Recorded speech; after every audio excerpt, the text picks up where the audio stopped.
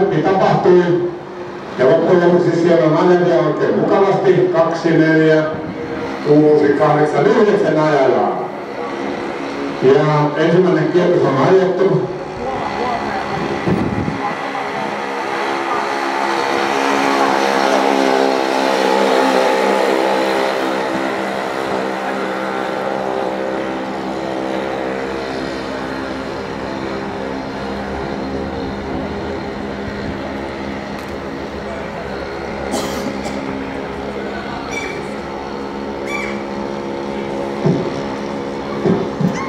Ja nyt on menossa toinen kierros.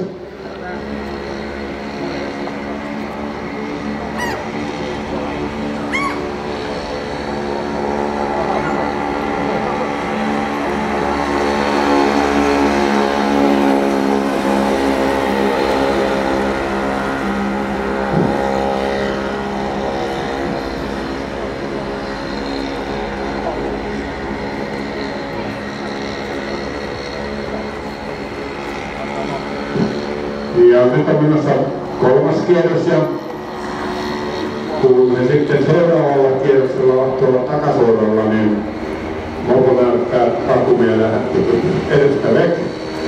Ja mopo näyttää koko ajan takakumia, eli kukaan ei saa odottaa mopoa. Tässä matkavarrella Aikalaarmio siitä näyttää vaativat sprintterinä, valin erikoismiehenä tätä ajoa tuossa kellossa. Ja nyt lähestymme sitten mopon pois siirtymistä ja se tapahtuu nyt ja kello kertoo, että kiili sitten siinä muodossa kun se on, niin se kestää 1,5 kierrosta. Ja mennään Aikalaarmion johdolla. Viimeinen kierros alkaa.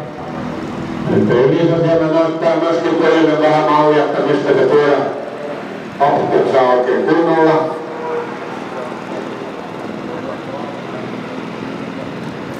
Maalituomarit tähän nyt äkkiä katsomaan. Ja nyt sitten tulee jo oikein tosissaan. Aikalaarmio on siinä. Ja Tommi Nieminen, Päiväntalo.